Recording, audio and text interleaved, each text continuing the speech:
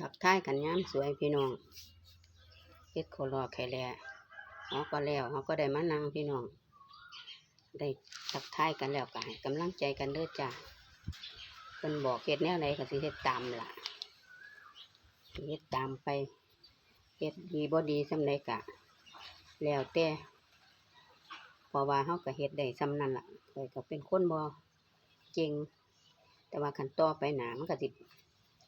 เป็นไปเรื่อยๆแหละเนาะมันก็สิบ่จมปักอยู่คือเก่าดอกคนเฮ็ดไปบ่เซามันก็ดีขึ้นไปล่ะสิมันอยู่กับที่มันก็บ่อยู่เนาะพี่น้องคนเฮานี่มันก็ต้องเฮ็ดไปเรื่อยๆมันก็สิดีขึ้นไปเรื่อยๆอยู่ล่ะคันมันได้ผ่านกฎผ่านเกณฑ์เข้าไปแล้วคันบ่มีกฎใหม่ออกมาอีกก็แม่นบ่พี่น้องก็ให้กำลังใจยายตุ้ยในเด้อจ้าพอได้ไปนำกันแน่จับมือกันเดินจับมือกันไปก้าวไปข้างหน้าเนาะก็อาศัยพี่อาศัยน้องอาศัยเพื่อนพอได้ไปน้ำหมู่จ้า